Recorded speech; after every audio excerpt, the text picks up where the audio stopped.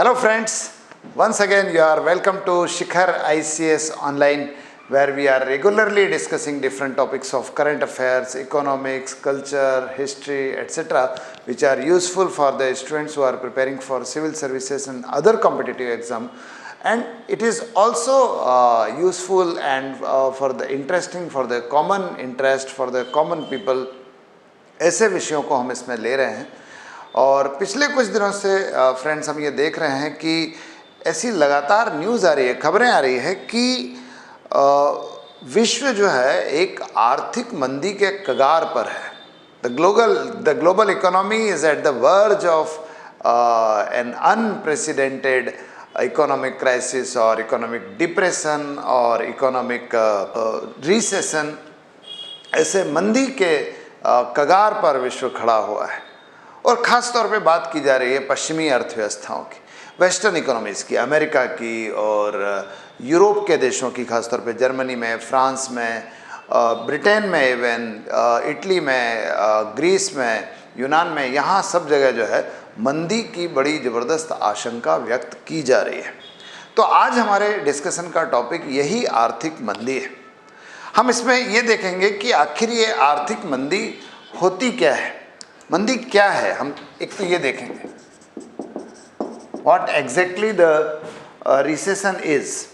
दूसरी चीज़ हम ये देखेंगे कि मंदी के कारण क्या है, क्यों, what are the causes of recession, किस कारण से हो रही है, कौन से कारण रिस्पॉन्सिबल है, और फिर ये कि इसके क्या प्रभाव होते हैं। खास तौर पे हम बात करेंगे impacts on the Indian economy की, और फिर हम कुछ इसके सॉल्यूशंस पर भी चर्चा करेंगे। तो बड़ा इंटरेस्टिंग टॉपिक है, आप थोड़ा ध्यान से सुनिएगा। और आपने अगर इस चैनल को अभी तक सब्सक्राइब नहीं किया है तो सब्सक्राइब कर लीजिए, बेल आइकन दबाइए ताकि रेगुलरली आपको नोटिफिकेशन मिले हमारे वीडियोस के। तो स्टार्ट करते हैं। देखिए मंदी है क्या। मंदी का बड़ा आसान सा मामला मंद हो जाना, धीमा हो जाना, सामान्य अर्थों में तो ये है।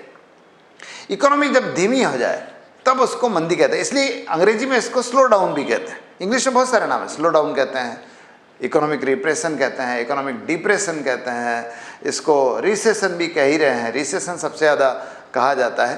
तो ये जो है एक ऐसी स्थिति है, अर्थव्यवस्था की स्थिति है एक, it is a situation of the economy जिसमें जो है अर्थव्यवस्था में बाज़ार में चीज़ों की बिक्री कम हो जाती है।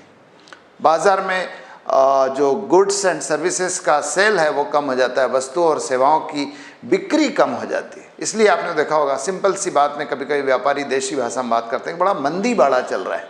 मंदी बाड़ा चल रहा है मतलब चीज़ें बिक नहीं रही है।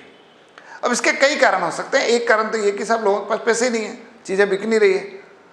लेकिन आप देखिए कि अगर चीज़ें बिकेगी नहीं तो ये बड़ा एक सर्कुलर इफेक्ट होता है। ऐसा नहीं कि नहीं बिक रही है तो केवल नहीं बिकने तक की समस्या है।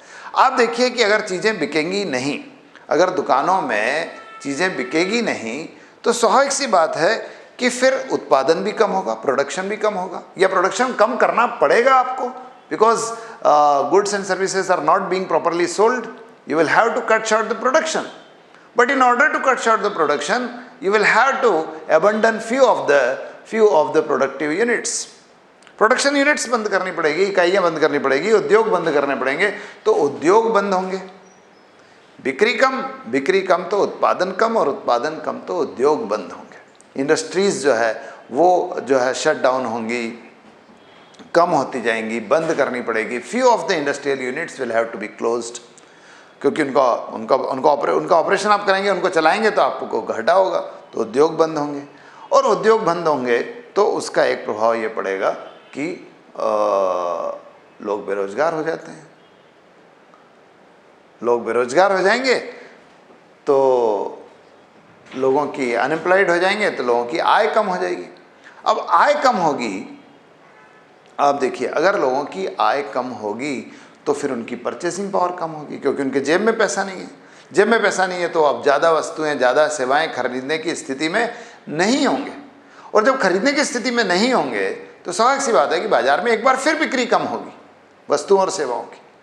तो ये क्यूमुलेटिव इफेक्ट है कि एक बार फिर आप देखिए, मैं फिर से बताता हूँ, मंदी का मतलब है बाजार में चीज़ों का बिकना कम होना। बिकना कम होगा तो स्वाभाविक सी बात है कि उत्पादन कम होगा, प्रोडक्शन कम होगा, बनना कम होगा। प्रोडक्शन कम करने के लिए you will have to close few of the industrial units. आपको औद्योगिक इकाइयाँ बंद होगी, औद्योगिक इकाइयाँ बंद होगी तो उसमें जो लोग काम कर रहे हैं दे विल गेट अनएम्प्लॉयड, और लोग अगर बेरोजगार होंगे तो स्वाभाविक सी बात है कि उनकी आय कम होगी, और आय कम होगी तो उनकी परचेसिंग पावर, उनकी क्रय शक्ति कम हो जाएगी, वो चीज़ें नहीं खरीद पाएंगे, और नहीं खरीद पाएंगे तो बाजार में नहीं बिकेगी, नहीं बिकेगी तो एक बार फिर मंदी आएगी। ये जो क्यूमुलेटिव इफेक्ट है, सर्कुलर इफेक्ट है, इसके कारण मंदी धीरे धीरे गहराती जाती है। तो ध्यान रखना है, मंदी एक ऐसी स्थिति है जब बाजार में सारी चीज़ें स्लो हो जाती, रोजगार कम है, औद्योगिक विकास कम है, बिक्री कम है, और इन्वेस्टमेंट कम है, और अल्टीमेटली इसके कारण देश का जीडीपी जो होता है, जिसको हम ग्रॉस डोमेस्टिक प्रोडक्ट कहते हैं, सकल घरेलू उत्पादन है, वही कम हो जाएगा। तो ये जो सारी नकारात्मक परिस्थितियां हैं, कलेक्टिव रूप से इन्हें ही हम क्या कहते हैं, मंदी कहते हैं। ये मंदी कहलाती है। लेकिन इस बार जो मंदी वेस्टर्न कंट्रीज में आ रही है और जिसका प्रभाव भारत पर भी पड़ सकता है, हम पढ़ इसलिए रहे हैं कि इसका भारत पर क्या प्रभाव हो सकता है, भारत पर प्रभाव हो सकता है क्या, और हो सकता है तो क्या हमको क्या सॉल्यूशंस हमको अभी से देख लेने चाहिए, क्या इसके सेफगार्ड अपने को अपना लेना चाहिए। तो साहब देखिए, अभी जो वेस्टर्न कंट्रीज में आ रही है मंदी, इसका इस बार बिल्कुल परंपरागत मंदी नहीं है। It is not the conventional recession. इस बार इसके साथ एक और चीज़ आ रही है, करेला और नीम चढ़ा है। ध्यान रखना, करेला और नीम चढ़ा है। मंदी तो आ ही रही है, उसके साथ साथ महंगाई भी आ रही है। जनरली महंगाई मंदी का प्रभाव नहीं है, ध्यान रखना। Inflation is not an impact of recession generally.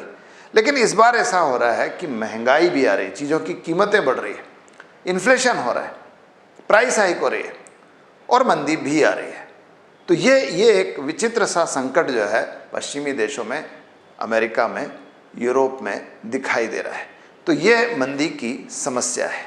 ठीक है, प्रश्न ये है कि मंदी क्यों हो रही है। देखो, मंदी के कई कारण हैं, लेकिन मंदी का एक बड़ा कारण है इंटरेस्ट रेट। देखिए, मैं आपको बताता हूँ ये कौन सा इंटरेस्ट रेट, ये सामान्य बैंकों का इंटरेस्ट रेट नहीं है।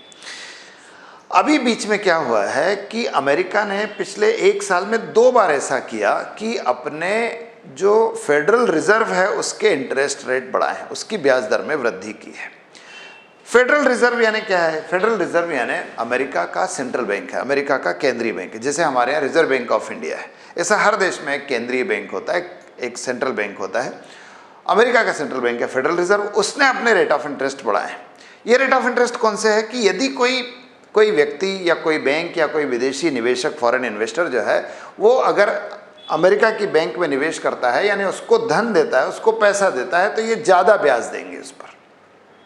इसको समझना, ये रेट ऑफ इंटरेस्ट वो नहीं है जो फेडरल बैंक लोगों से इंटरेस्ट लेता है, बल्कि ये इंटरेस्ट वो है जिस पर फेडरल रिजर्व लोगों को इंटरेस्ट देगा उनसे लिए गए पैसे पर। क्लियर है? ये फेडरल रिजर्व ने रेट पिछले एक साल में 2 बार बढ़ाया है। इससे मतलब ये बहुत ही रेयर फिनोमेना है, ध्यान रखिए। बहुत कम होता है कि फेडरल रिजर्व रेट बढ़ाए। ये 2 बार रेट बढ़ाने से भी पूरी दुनिया में ये हलचल मची हुई है, स्पेकुलेशन मचा हुआ कि something is very very deeply wrong in the global economy, इसलिए ये सब हो रहा है। तो लोग थोड़े से स्पेकुलेटिव भी है इस मामले में। तो साहब, अमेरिका ने ये रेट ऑफ इंटरेस्ट बढ़ाया। इसका प्रभाव ये होगा कि अमेरिका के जो बैंक हैं वो अपना पैसा किसको दे देंगे? फेडरल रिजर्व को। अमेरिका के जो इन्वेस्टर्स हैं वो भी अपना पैसा फेडरल रिजर्व को देंगे। और केवल अमेरिका के नहीं, दुनिया के जो विश्व के जो अन्य देश के इन्वेस्टर्स हैं वो भी अपना पैसा फेडरल रिजर्व की तरफ फ्लो हो जाएगा उनका। मतलब सारे दुनिया का पैसा फ्लो हो गया किधर से? अमेरिका की तरफ। अब अमेरिका के फेडरल रिजर्व ने जब पैसे को एब्जॉर्व किया तो केवल ग्लोबल मनी को एब्जॉर्व नहीं किया, उसने अमेरिका के पैसे को भी एब्जॉर्व कर लिया है।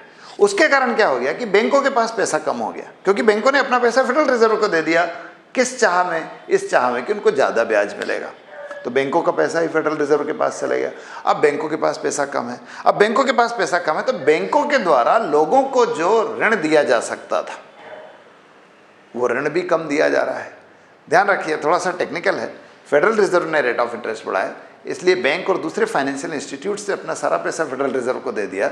इसलिए बैंक्स और फाइनेंशियल इंस्टीट्यूट्स के पास अब धन कम बचा है जो वो लोगों को दे सकती है तो लोगों को मिलने वाला ऋण कम हो गया। इसी को हम बोलते हैं कॉन्ट्रैक्शन ऑफ क्रेडिट, साख का संकुचन। तो साख संकुचित हो गई, यानी बाजार में ऋण की उपलब्धता कम हो गई। देखिए, ऋण की उपलब्धता कम होगी तो लोगों के पास पैसा क्या हो जाएगा, कम हो जाएगा, क्योंकि अधिकांश चीज़ें तो वो ऋण से खरीद रहे थे। आप अपने यहाँ देखिए, हमारे यहाँ देखिए, हमारे यहाँ कार, बाइक्स, टीवी और दूसरी सर्विसेज, सब दूसरी चीज़ें जो है वो खरीदी जा रही किससे, फाइनेंस से, लोन से। लेकिन बैंक जब फाइनेंस नहीं देगी तो लोगों के पास पैसा कम हो जाएगा। पैसा कम हो जाएगा तो उनकी परचेसिंग पावर क्या हो गई, कम हो गई। ये अमेरिका की स्थिति बता रहा हूँ मैं। तो लोगों की परचेसिंग पावर कम है, चीज़ें बिकेगी नहीं, सेवाएं, वस्तुएं नहीं बिकेगी, और नहीं बिकेगी तो मैंने जैसा कि बताया कि यहीं से मंदी की क्या हो जाएगी, शुरुआत हो जाएगी। तो फेडरल रिजर्व ने जो रेट ऑफ इंटरेस्ट बढ़ाया है उसने अमेरिका में ये सारी स्थिति पैदा कर दी जिससे मंदी होगी। और मैंने बताया कि इसने केवल अमेरिका के बैंकों का, फाइनेंशियल इंस्टीट्यूट्स के पैसे को एब्जॉर्ब नहीं किया है, उसी के धन को अवशोषित नहीं किया है, दूसरे देशों के भी धन को अवशोषित किया है। उसके कारण वहाँ भी पैसे की कमी आएगी, वहाँ भी मनी इनफ्लो मार्केट में जो होगा वो कम हो जाएगा, लोगों के पास पैसा कम हो जाएगा, जो साख है वो संकुचित हो जाएगी, कॉन्ट्रैक्ट हो जाएगी क्रेडिट, और लोगों के पास पैसा नहीं होगा, और पैसा नहीं होगा तो परचेसिंग पावर कम, और परचेसिंग पावर कम तो मंदी, जो हम शुरू से पढ़ रहे हैं। तो एक बड़ा कारण तो ये फेडरल रिजर्व का रेट ऑफ इंटरेस्ट है। दूसरा कारण जो है वो यूक्रेन रसिया वार है।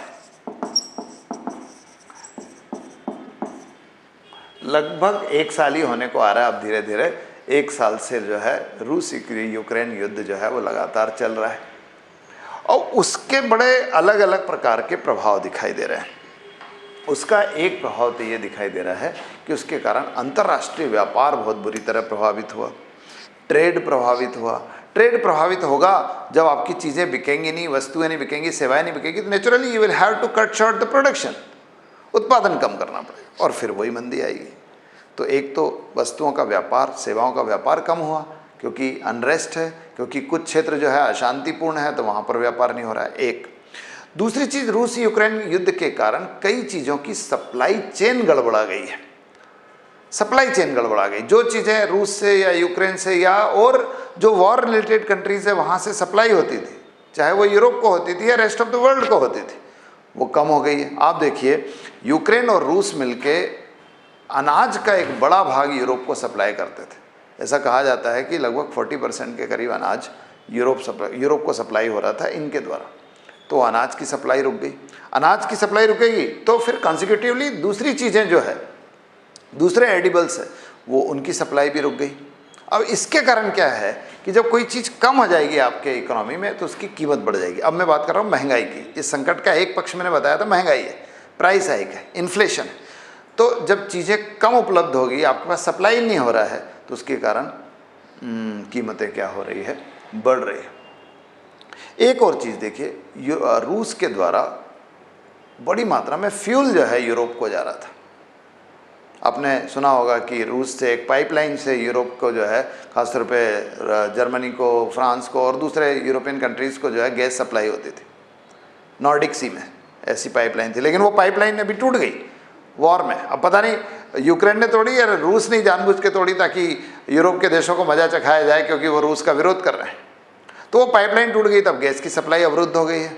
अब गैस की सप्लाई अवरुद्ध हो गई है तो साहब गैस उपलब्ध ही नहीं होगी। अब जो उपलब्ध नहीं होगी तो उसके कारण गैस महंगी हो जाएगी, फ्यूल महंगा हो जाएगा, और फ्यूल के महंगा होने के कारण प्राइस हाइक होगी ही, जिसको हम कॉस्ट पुश इन्फ्लेशन कहते हैं, कि लागत बढ़ने के कारण चीज़ें महंगी हो जाएगी। तब जब गैस ही नहीं होगा, जब फ्यूल नहीं होगा, तो कम फ्यूल के कारण आपको महंगा फ्यूल लेना पड़ेगा, और महंगे फ्यूल के कारण बाकी सारी सर्विसेज की लागत बढ़ जाएगी और चीज़ें महंगी हो जाएगी।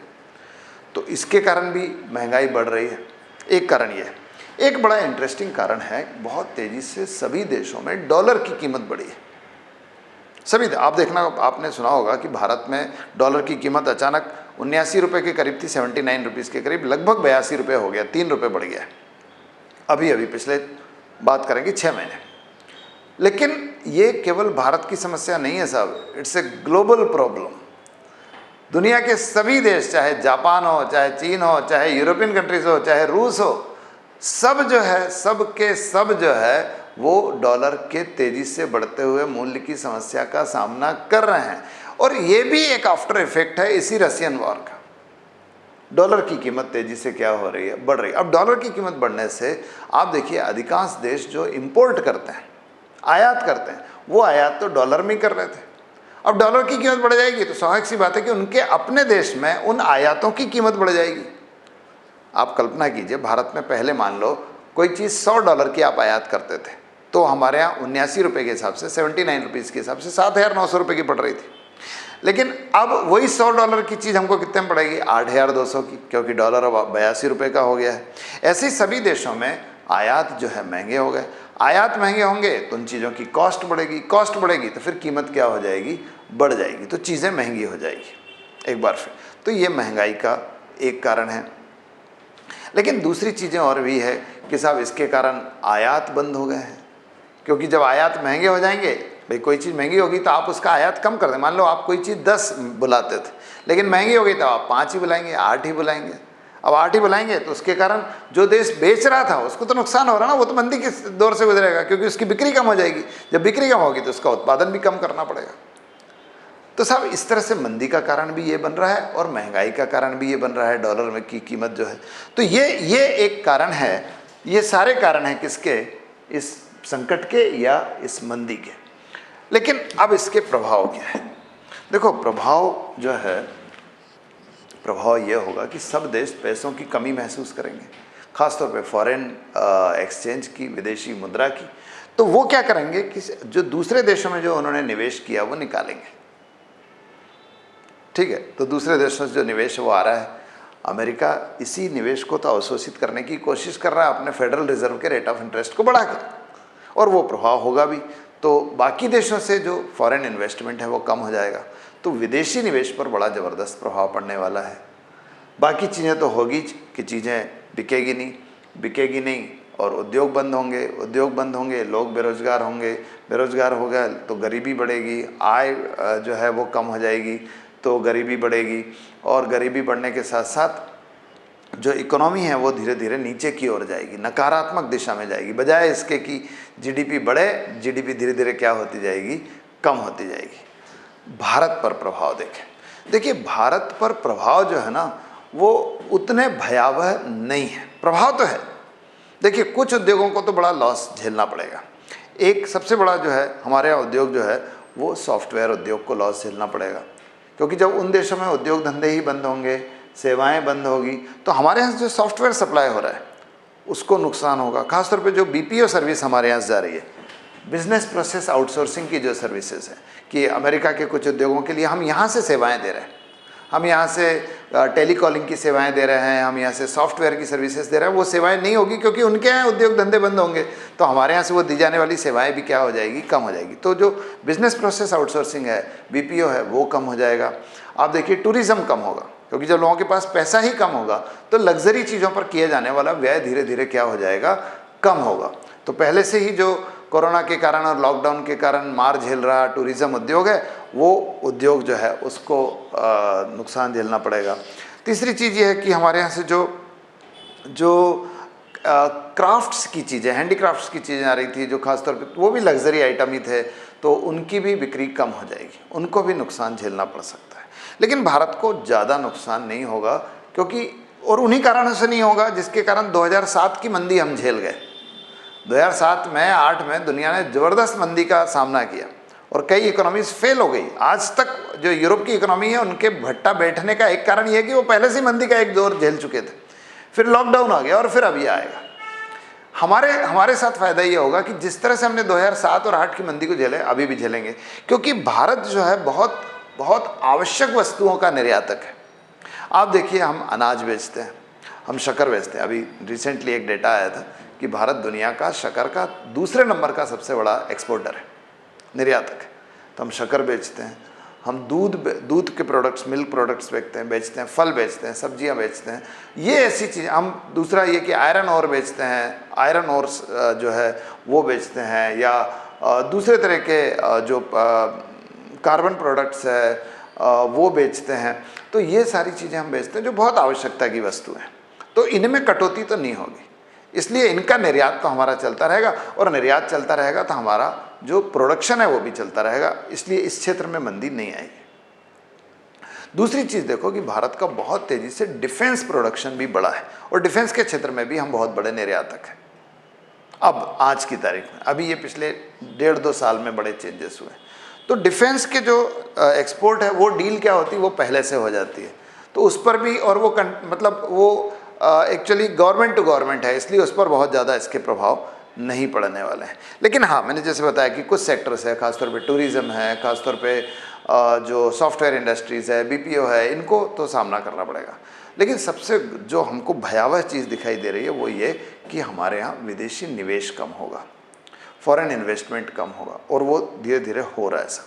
उसके कारण शेयर बाज़ार पर भी प्रभाव पड़ेंगे, शेयर बाज़ार भी नीचे आ सकता है।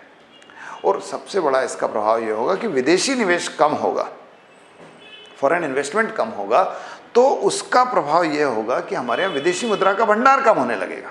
फॉरेक्स स्टॉक जो हम डॉलर्स और विदेशी मुद्रा अपने पास रखते हैं, आरबीआई अपने पास रखती है, रिजर्व बैंक ऑफ इंडिया अपने पास रखती है, वो धीरे धीरे कम हो रहा है, और वो हो ही रहा है।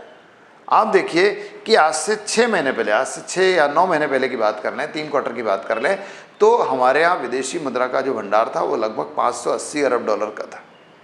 आज वो घट के 552 अरब डॉलर के करीब आ गया, और कम हो सकता है। हालांकि यहाँ पर घबराने की ज़रूरत इसलिए नहीं है क्योंकि अभी ऑलरेडी हमारे पास विदेशी मुद्रा का भंडार काफ़ी हेल्दी है, काफ़ी है, तो वो धीरे इतना कम भी होता तो इससे बहुत ज़्यादा फर्क नहीं पड़ेगा, फिर भी कम तो हो ही रहा है। इकोनॉमी के लिए तो एक नेगेटिव चीज़ तो है ही।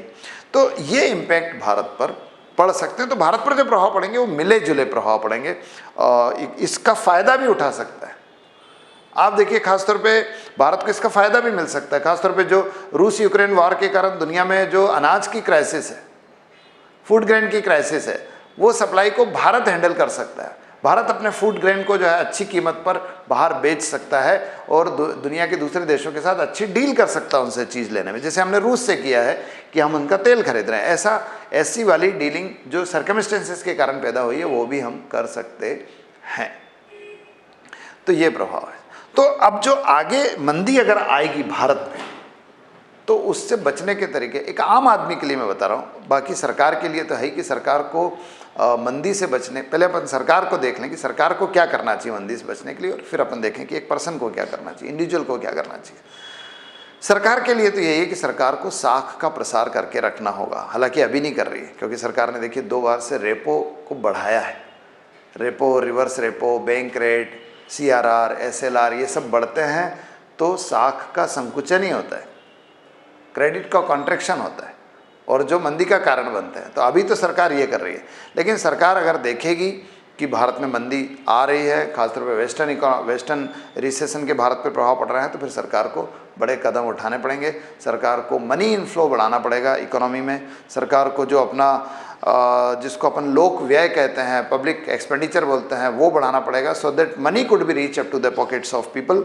लोगों के पास पैसा बढ़े, लोगों की परचेसिंग पावर बढ़े, और लोगों का परचेसिंग पावर बढ़ने के कारण बाजार प्रफुल्लित हो, बाजार में चीज़ें बिके। तो उसके लिए आपको साख का प्रसार करना पड़ेगा, यानी ऋण ज़्यादा देना पड़ेगा, आपको लोक व्यय बढ़ाना पड़ेगा, पब्लिक एक्सपेंडिचर बढ़ाना पड़ेगा ताकि लोगों के पास पैसा बढ़े, बजट घाटा बढ़ाना पड़ेगा। ये सब चीज़ें करनी पड़ेगी ताकि लोगों के पास पैसा बढ़े और मंदी का सामना किया जा सके। लेकिन एक इंडिविजुअल के लिए एक सलाह जो है वो ये है कि उसको कैश संभाल के रखना चाहिए, कैश संभाल के रखना चाहिए, ठीक है, कि वो कैश अपने पास संभाल के रखे, क्योंकि कैश की कीमत बढ़ जाती है मंदी में, हमेशा कैश की कीमत बढ़ जाती है, क्योंकि जब चीज़ें बिकती नहीं है तो वस्तुओं की कीमत गिरती है, गुड्स एंड सर्विसेज की कीमत की बढ़ती है, लेकिन कैश की कीमत क्या हो जाती है, बढ़ती है। तो उससे अपने पास अगर कोई कैश है तो उसको बहुत ज़्यादा इधर उधर कहीं गलत जगह इन्वेस्ट ना करे, गलत जगह बचाए, उसको खर्च भी ज़्यादा ना करे, उसको बचा के रखे। तो in this way you may face the coming crisis of recession, ठीक है। तो ये आज का वीडियो है फ्रेंड्स, उम्मीद करते हैं आपको अच्छा लगा होगा। अच्छा लगा है तो आप अपने फ्रेंड्स के साथ, अपने दोस्तों के साथ शेयर कीजिए, और जैसा कि मैंने शुरू में कहा था, हमारे चैनल को सब्सक्राइब कीजिए, बेल आइकन को प्रेस कीजिए ताकि नियमित रूप से ये वीडियो आपको मिल सके। Thank you very much, have a good day.